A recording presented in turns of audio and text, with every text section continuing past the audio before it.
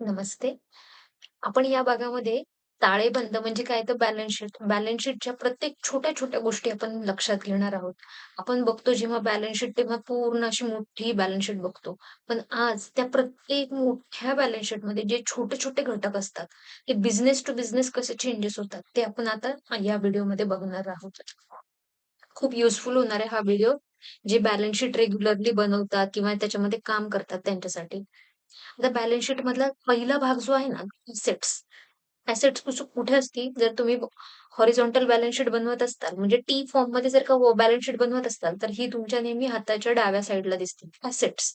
आणि जर vertical balance sheet बनवत असताल, तर नेहमी टॉपला दिसतं आधी हेडिंग. एक तर तो पहिलं तुमचं हेडिंग असतं. जी काही तुमचं कंपनीचं नाव, बॅलन्स शीट ॲज ऑन म्हणजे त्या दिवशी आपल्या कंपनीची काय सिच्युएशन होती, बिझनेसची सिच्युएशन काय होती त्या दिवशी आणि मग नंतर तुम्हाला लगेच सुरुवात होती ॲसेट्स. तर ही जी मालमत्ता आहे ना, त्यातला प्रत्येक छोटा-छोटा भाग आज आपण या व्हिडिओमध्ये बघणार आहोत. डिटेल्डमध्ये आपण तो बघणार आहोत.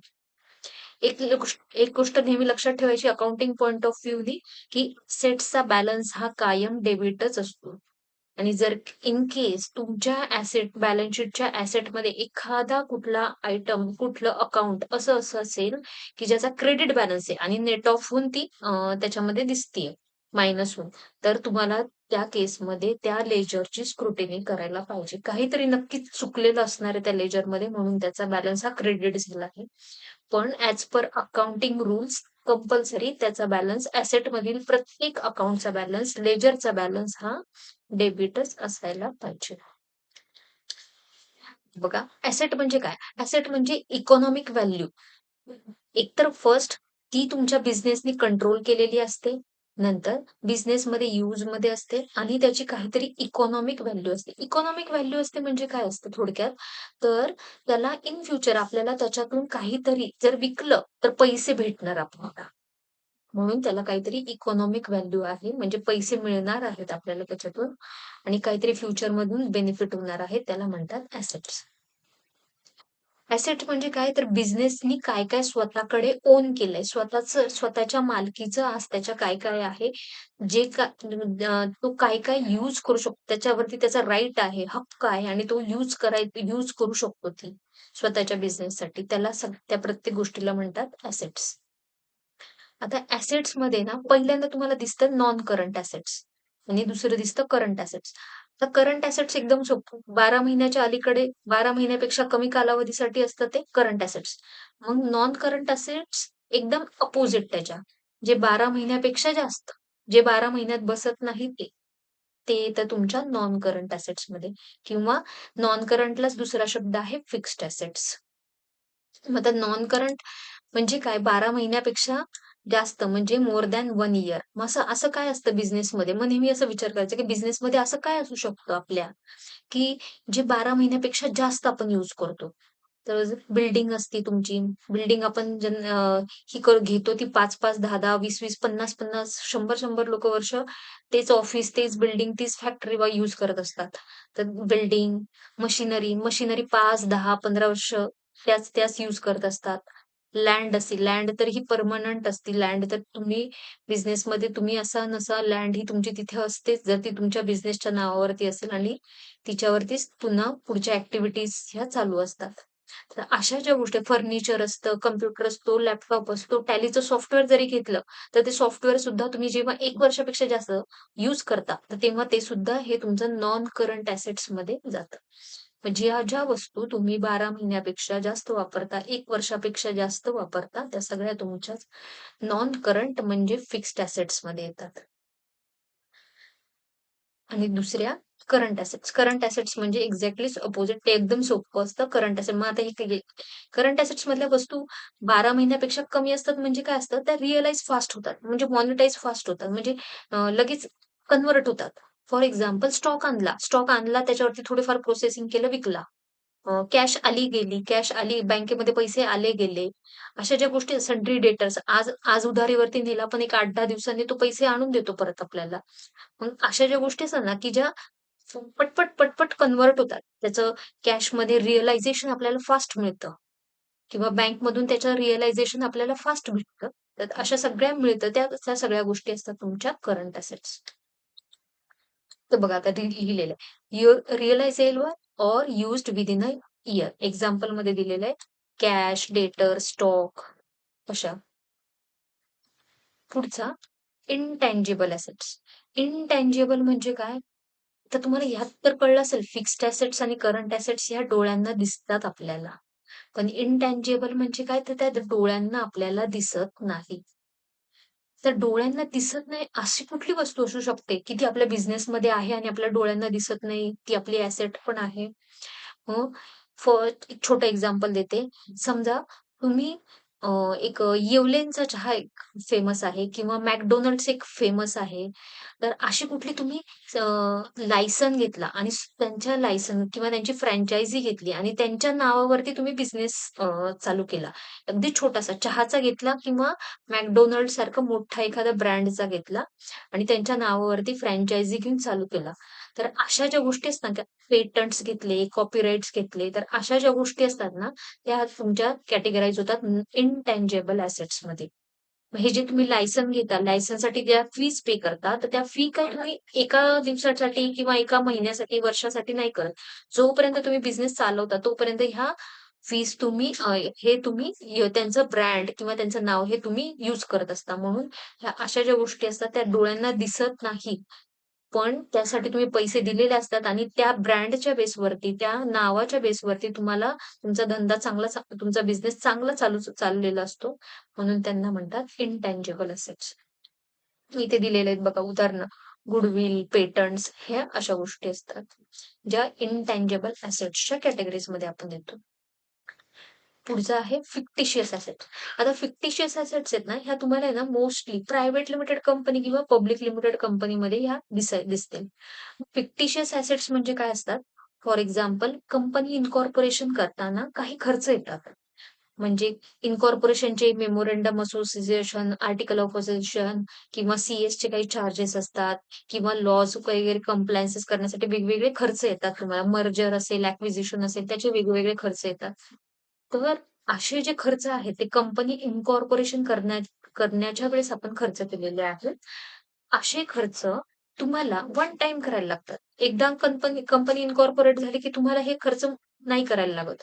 मग असे वन टाईम केलेले खर्च, पण त्या खर्चामुळे आपली कंपनी उभी राहिली. जरी हे वन टाईम आपण खर्च केले असेल, तर त्या खर्चामुळे मोठे खर्च आहेत आणि प्लस आपली कंपनी उभी राहिलेली आहे. असे जे खर्च असतात ना फिक्टिशियस, हे खर्च तुम्हाला त्या वर्षामध्ये तुम्ही सगळे जर प्रॉफिट अँड लॉस अकाउंटला डेबिट केले, तर अचानक तुमचा त्या वर्षाचा अननेसेसरीली मोठा लॉस दिसेल त्या वर्षाचा. मग असं अनरिअलिस्टिक पिक्चर नाही दाखवण्यासाठी, रिअलिस्टिक पिक्चर दाखवण्यासाठी हा जो खर्च आहे, जो आपण सुरुवातीला केलेला आहे, पण त्याचा आपल्याला उपयोग किंवा त्याचा आपण बेनिफिट्स हे इन फ्युचर बरेच वर्ष घेणार आहे. तर असे ज्या ॲसेट्स असे जे मोठे-मोठे खर्च आहेत, हे फिक्टिशियस ॲसेट्स म्हणून ॲसेट साइडला इन्कॉर्पोरेट केले जातात आणि दरवर्षी एक ठराविक कालावधी दिलेला असतो 5 वर्ष, 10 वर्ष.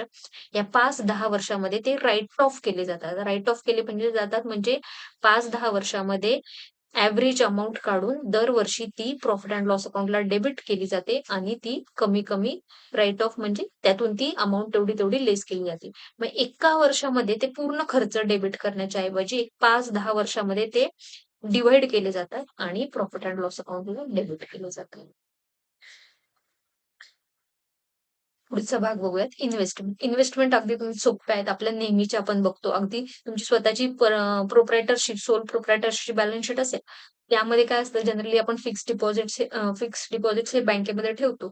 तर ते फिक्स्ड डिपॉझिट सुद्धा आपली इन्व्हेस्टमेंट असते. मग तसेच शेअर्स, म्युच्युअल फंड्स, कंपनीने जर काय काही मोठे बॉन्ड्स घेतले असतील, तर अशा ज्या सगळ्या असतात ज्याच्यातून आपल्याला अर्निंग्ज होतात. अशा या सगळ्या इन्व्हेस्टमेंट्समध्ये येतात. आता पुढे बघूयात. तर आपण नॉन करंट ॲसेट्स म्हणजे फिक्स्ड ॲसेट्सची आणखीन उदाहरणं बघूयात. म्हणजे जेणेकरून तुमचा जर तुम्ही अकाउंटिंग करत असताल, तर तुम्हाला वेगवेगळे एक्झाम्पल जर आता यातून समजले, तर तुम्हाला कळेल, की हां, आपली जी बॅलन्स शीट बनते, त्याचं ग्रुपिंग टॅलीमध्ये आपण बरोबर दिलं आहे का? किंवा जर तुम्ही एक्सेलमध्ये बनवत असताल, तर एक्सेलमध्ये हे बरोबर त्या हेडच्या अंडर आहे का? आपण प्रॅक्टिकल उदाहरणं घेऊन हे समजून घेऊया.